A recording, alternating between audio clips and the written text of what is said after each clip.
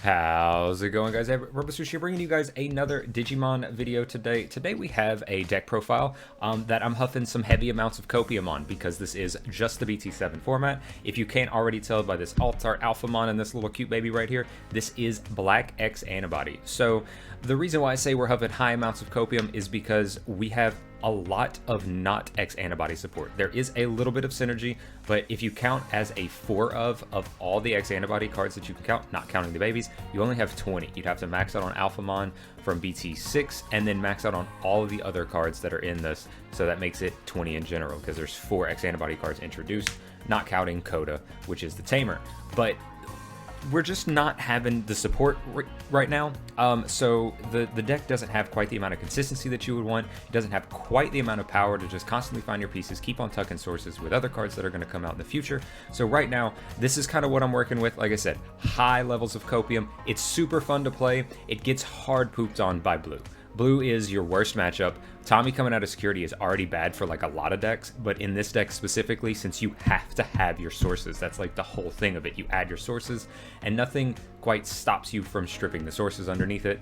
So it's just, you have to basically, especially if you're going against Blue, your main strategy is to get some type of OTK set up, knock out 3 or 4 security in one swing. Maybe you've done a chip or 2 in the previous turns and then go for a hybrid for game. I'll kind of go over those plays as we get over them in the deck profile, but I just kind of want to warn you, this deck isn't at full power. It's not quite tiered. It may be like low tier 2 right now, in my opinion, just because we're missing so much support.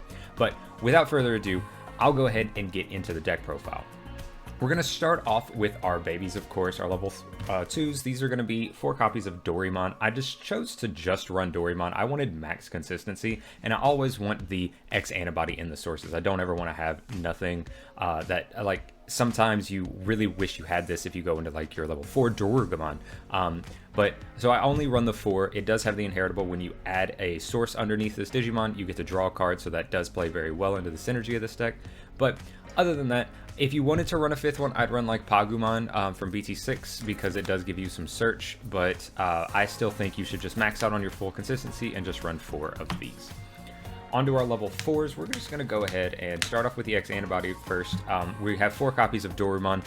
He's your searcher. You play him, you reveal 3, you get to add a Coda and a X-Antibody. Usually you're not going to whiff because you do have, like I said, 19 targets. If you count the Coda, you have 22 targets, but you still don't have the amount of X-Antibody support that you really want for the most consistency. So currently this card can whiff. Now the real benefit of this card is the inheritable. There's a couple of effects that add cards underneath the Digimon as sources. Dorumon has the effect of when a source is added to this Digimon, you get to gain a memory. This will count the Dorumon himself. So let's say the Digimon didn't have a Dorumon in the sources, you add Dorumon, the card knows that a source was added to the stack of that Digimon, so even though Dorumon wasn't originally in it and it was just put in there, you get to still gain the memory. This is important because it does help facilitate a few extenders, which I'll kind of go over as we get into it, because really there's a couple of ways to go from a level 4 into your level 6 without passing turn, which is very strong. Next up, this is kind of going to be rough for some people. I do have an alternative. This is 4 copies of Tsunorizumon, Promo Tsunorizumon. I picked this card up in BT4 when nobody was playing it, and it was like a $6 card, so it was relatively cheap compared to what it is now, which is like almost $20, if not $20 at this point. What it does is your turn effect, your black Digimon with 13k or more DP gain piercing, and the inheritable, if this Digimon is black and has 13k DP, it gets security attack +1. It's really good if you don't quite have like a great stack with, you know, all of your other security attack effects. But I know this card is expensive. If you want an alternative, I'll go over some of the other rookies that you can max out on that I do have in the list, but you can also run like BT2 Toyagumon, I believe it is. That just gives inherent and reboot. That is also very strong in this deck. It keeps you from getting swung over when you lose some of your buffs on your opponent's turn. So just keep that in mind, that this card is good. It's really good in the deck. You don't have to have it if you can't get your hands on it. The deck still works pretty decently with Toyagumon. Into our other rookies, we run 3 copies of Chikurimon. Chikurimon's just really strong to stop threats like Ancient Greymon, Jessmon, because things like a Delicate Plan, Aldemon's Inherited Effect, and BT1 War Greymon can't stop this security effect of D-Digivolve 1. So this helps stop a bunch of plays, you know, maybe makes Jessmon lose its extra checks. It does get the restand because it'll happen beforehand, but you do lose, make your opponent lose out on some checks and keep maybe the threat of that level 6 Digimon or that Digimon swinging in from being an issue. So I run 3 copies of Chikurimon. This is another thing you can max out on if you don't quite have the Tsunorizumon. And then the last 2 rookies I run are 2 copies of Chumon. You could definitely run this at 3. There's plenty of things running around in the format, like Bokomon that are very good to stop, Hammer Sparks, Memory Boosts, Jack Raid, just to name a few, Gravity Crush even. So you could definitely max up on this, or max up I say, you could go up to 3, but otherwise I like it at 2. It comes up when I need it, but it's not a must. But if you don't have Tsunorizumon, it is a good option other than the Toy Agumon. Next on to our level 4s, we of course run 4 copies of Dorugumon. This is the main Digimon you want to Digivolve into. It does have the opponent's turn effect if there's another Digimon with X-Antibody in its traits or a Digimon with X-Antibody in its sources. Usually that'll be your Dorimon. If you raise it up, it gains blocker. The blocker's okay. Blockers this format are a little because of the amount of source strip and stuff that freezes, or just the ability to suspend it, or just get over it. Being at 5k, Balhuckmon kills it, which is unfortunate. But most of the time, you're not going to leave it here as a blocker unless you have to. But you do get the All-Turns effect. If this Digimon has X-Antibody in its traits, it gets plus 1000. So this helps your X-Antibody Digimon get a little bit bigger and a little bit easier to hit some damage threshold, so they either don't die to security check or they don't get swung over, because it is an All-Turns effect. Next up, we'll go into our other level 4s. What I tried to go for was a little bit more. I know I said blockers were really the best, but this is black, and some of our decent cards that we would really need to help us keep from maybe dying in one turn are blockers, such as Shademon. Now, Shademon is the one I chose. I took a lot of inspiration from this. It was almost, actually, now that I think about it, a lot of this card for card, save for maybe 1 or 2 cards, is from one of the guys in the group chats that I frequent, whose name is Bryce. Shoutouts to you, Bryce, if you're watching this. The deck runs really well with the Shademon coming out. It helps maybe that last push from killing you. Maybe there's like a Blitz Omni or something that you're afraid of, or, you know, going into a hybrid and swinging that last check for game. So a Shademon coming out of security is very strong. Again, it's 5k, so it does hit that damage. It doesn't hit that over DP that Balhuckmon doesn't delete you, but it's still good in the long run. So next up, we have 3 copies of Grumblemon. Like I said, your biggest game ender in this game is a tamer into a hybrid and swinging the last check. So I run 4. You could definitely run run 3. You could definitely run 4. But sometimes you have to Digivolve into it. So, because like I said, you don't always have your Dorugumon. You could easily take with the next card I'm going to show you, the last level 3 we have, or level 4, in Nanimon, and put it into a Grumblemon. I just think Nanimon's just funny. I like Nanimon just for the fact that he does come out of security, and he, unlike Shademon, can attack. So if he comes out, they aren't able to immediately get rid of it, then he can attack the last turn. Maybe that's that last little bit of pressure you needed, especially if you get like a Nanimon and a Shademon come out. You have no way to evolve the Shademon. The Nanimon can still swing and get you that last check. So that's the level 4 lineup. It's a little weird, I know, but whenever we get more X-Antibody support, it'll definitely be adjusted. Next up into our level 5s, of course, we run 4 copies of Dora Greymon. This is the main level 5 you want to go into, if at all possible. When Digivolving, you can place a black Digimon card with X-Antibody and its traits underneath its Digivolution sources. This prevents it from being deleted and having its DP reduced until the end of your opponent's turn. So this is a really good combo. Let's say you're at 5 memory because of your tamers, or something like that. You have a Dorumon, you Digivolve into the Doru Greymon, you'll go down to 2, you can tuck the Dorumon underneath, the Dorumon will then be able to gain you the memory. Now you'll be at 3, and now you can extend your plays by going into your level 5, or your level 6s. So in one turn, you've been able to go from your level 4 to your level 5, like I mentioned earlier. And he has a great inheritable effect too. If you already have the memory, maybe like a memory boost or something like that, then you can always put another Doru Greymon underneath. For the inheritable of if there's X-Antibody in its traits, you get to get security attack +1. Really helping that OTK, so you want to make sure that your big boy can actually take out all of the security as it stands, and then go for that last push for the hybrid. The other level 5 that I'm running is, this was specifically taken from Bryce. Again, shout outs to you. Volcanomon. Since you really are going for the OTK, Volcanomon is just very strong. The only thing he's got is inheritable. Whenever your opponent has an unsuspended Digimon in play, this Digimon gains security attack +1. The reason why this is so good is because there's going to be a lot of times where they may not want to swing with something like a Bokomon, or maybe they don't want to quite risk losing a Digimon to a security check, maybe to set up for future plays. But really it's mainly so that you can get that extra security check. A lot of the times this will always be live, so it helps if you kind of have to make what I call a crusty stack and you don't have the Dora Greymon, and you don't have the Tsunorizamon. Tsunorizamon also helps with kind of a crusty stack, so that's why I really like running this. You could run Gogmamon, but I feel like you don't want to strip your sources, because Gogmamon really, the Digiburst is okay, that 1k really doesn't come up super often. You already have cards like Dorugamon and stuff like that, so Volcanomon was very, very strong, and in testing, when I have to make the crusty stack, it does help give me that last extra security check if I've gotten some chip off, so like running this. You could maybe run Warumanzemon too, but I like the inheritables. It's very important in this deck. Next up, we'll go into, of course, our big boss monster, 4 copies of Dorugoromon. So this is your big X-Antibody boss monster. You have another one, but this is the one that I personally would always max out on. You could max out on the Alphamon, which I'll kind of get over to, but I know Alphamon's getting a little expensive too. So Dorugoromon's good. He has the Your Turn effect that for every X-Antibody in straights, he gets plus 1000 DP. So a lot of the times, if you've been able to get a decent stack in Tuck sources, he can be on the upwards of 16-17k. And then, of course, he has the when attacking effects once per turn. You can place 1 card with X-Antibody and its traits from your hand at the bottom of this Digimon's Digivolution cards, and then delete up to 2 of your opponent's Digimon that have a play cost of equal to or less than the amount of sources.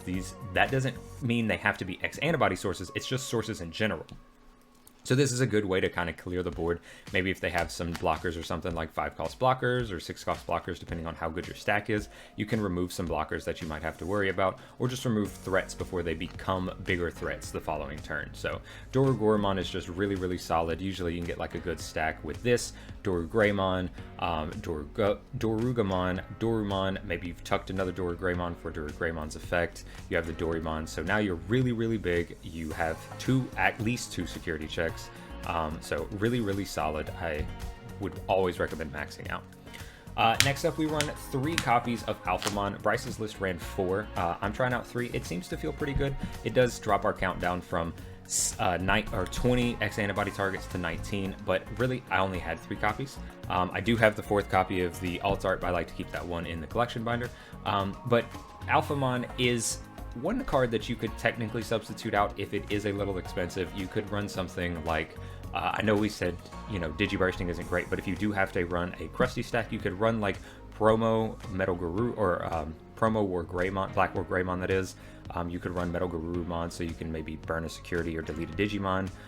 But if you can get the Alphamon, Alphamon is very, very strong. He has a security effect if there's another Digimon with X-Antibody or Royal Knights in its traits. When it comes out of security, after the battle, you can add this card to your hand, and then up to 12 of your opponent's Digimon cannot attack your opponents, or 12 of your opponent's Digimon cannot attack players for the turn. So this doesn't stop hybrids, but it does stop a board with Digimon on it. If they have a tamer in the back, then it may stop a play if it comes out early. 12 seems like a lot, but it does stop all 12. I think that's for lore reasons because of the other Royal Knights, but we won't get into that here. And then he has the when attacking effect. You can pay up to 5 memory to bump his DP up to 1000. This helps to activate things like the Tsunorizamon to give you that extra security attack, and also help you get over some DP thresholds so you aren't afraid to die to a security check. And at the end of the attack, as long as he has survived, of course, you get to gain 2 memory. So if you're not afraid, maybe you have decent inheritables and you're already going to be big enough, you're not afraid to swing, you're going to go ahead, swing, and then you'll still gain the 2 memory even if you didn't pay the memory at the end of the turn, at the beginning of the attack. So definitely like to run this. If you can get your hands on it, I would run 3. They are starting to go up because of X-Antibody support overseas in Japan, but if you can get your hands on it now, it is a very strong card, and it will just get better in future sets. Onto our tamers. We have 3 copies of Coda. I didn't want to max out on 4 because sometimes after you get the first one, you kind of don't want to play the other ones if you can avoid it, unless you really need the search. But being a 4-cost tamer, of course, he is a memory tamer, and he does let you reveal the top 4 and add an X-Antibody to your hand. But 3 is usually good enough because there's been a lot of games I'll have it in my starting hand, or it's in security, or I'll find it pretty quickly. So playing the 1 really is all you need on the board to get your play started. So I don't want to max out just because it gets a little bricky. And then we run 2 copies of Izzy and Joe. This is just another good thing. There's going to be a lot of wide boards in this format with things like Eismon, hybrids, and stuff like that. So Izzy Joe is usually pretty live unless your opponent tries to play around it. At the start of your turn, if your opponent has 2 or more Digimon, you get to gain 2 memory. And then, of course, when one of your black Digimon is deleted on your opponent's turn, you can suspend this tamer and draw a card. So it's a little bit more card draw. People know this card mainly from like stuff like security control, where the card draw didn't happen as often. But in this deck, it can happen, especially if you have like, you know, a small stack that is going to, or small Digimon that lived a security check, they're probably going to get rid of it the following turn. So 2 Izzy Joe is pretty good. This gives you 5 tamers with 3 hybrids. I feel like that's a pretty decent ratio, so you can go into your hybrid for game. Next up, this was definitely an idea Bryce gave me. Bryce went over. He said 3 Breath of the Gods is super strong in this format, and that is very true. So a lot of people may not know what this card does. It came out in BT3. I think it came out in 1.5 for us in North America. But one of your Digimon gains reboot, and then it can't have its DP reduced or be returned to the owner's hand or deck until the end of your opponent's next turn. This doesn't come up super often, the main effect. It can every now and then when you're running against things like yellow. You don't want to have your DP reduced, or you know, don't want to be bounced from like blue effects. But the security effect is very strong, and your opponent's Digimon can't attack players for the rest of the turn. This is a global effect. It's like Ice Wall. It's like Atomic Inferno. It stops all of your opponent's Digimon from attacking, not just the ones currently on the field. If they have hybrids in or tamers in the back that can go into hybrids, this stops them from being able to attack players. They can still attack Digimon, and they can still conduct like piercing checks to check security through a piercing check, but they can't directly attack players. So this completely stops your opponent from being able to go for game if it's like your last security check. So very strong card, very good in the format to help stop decks, maybe give you that little extra push you need. And then last but not least, I run 3 copies of Black Memory Boost. This is just another good searcher. It's good to have the memory. If you have like this in a Coda, then like I said earlier, you can, you know, you have your Dorugamon and you have your Dorugraymon, and then you're at 5, maybe you're at 3 memory. You Digivolve into your Dorugraymon, you activate its effect, you tuck a Dorumon underneath, you gain another memory, you go up to 1, you pop your memory boost, and then you're at 3, then you go into your Dorugoromon, and now you have your big body with, let's say, you know, if you already have the Dorumon, you could have tucked something else underneath to still gain that memory, maybe get another Dorugraymon to get the security attack up. So just very strong. That's pretty much the bread and butter combo, I would say, of this deck. The deck is very straightforward. There's usually not a bunch of crazy plays to do. It's really just make your big stack. You could always, you know, find some finesse with stuff like Alphamon and stuff like that, or if you play other level 6s, but it's kind of just make the stack, go into your Dorugoromon, swing a bunch of checks, hope that you make through all of them. If you've done some chip damage, you know, if you have another one of these on the field or enough memory, then you just go ahead, swing your hybrid for game. That's usually like the go-to play, and that's kind of what you're aiming for most of the time. It's very simple, but very straightforward and very effective. Again, once we get into BT8, we'll have much more support to do a little bit more plays and have a little bit easier time finding our X-Antibodies to be able to activate all of those effects. But other than that, guys, this is my, like I said at the beginning, and what the thumbnail says, this is the Copium X-Antibody build for BT7. If you're hype about BT7 or BT8 and you're hype about X-Antibody support and you kind of want to play a deck that isn't quite there yet, then you can just go ahead, build this deck, have fun with it. Like I said, it's about a tier 2 deck, low tier 2 deck in my opinion. It can do things, but it can't quite do it what you want to do it all the time. So just kind of be aware of that. It's It's just kind of a thing that it suffers for until we get the next format. And then if you've seen anything from BT9, BT9 is just very strong. Alphamon Oryukin mode is probably one of the strongest decks, if not the strongest deck in the format. So all that being said, guys, thank you so much for watching to the end of the video. If you have any more comments about maybe a sideboard, I don't have a sideboard for this deck. I don't know if sideboards are going to stick around after the DigiFest. I wasn't super worried about sideboards for this deck anyway. But if you have comments about stuff you would think to add to the sideboard, be sure to let me know in the comments down below. If you enjoyed the content, subscribe to the channel, leave a like on the video, stay tuned. We're going to have more deck profile videos, more gameplay videos coming up in the future. But other than that, guys, thank you again so much for watching, and I'll see you in the next one. Later.